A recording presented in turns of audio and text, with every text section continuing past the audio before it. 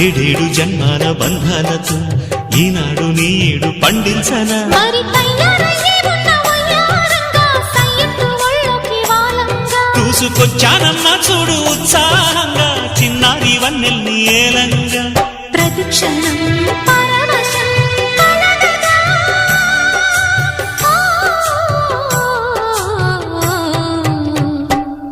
మనసా పలకవే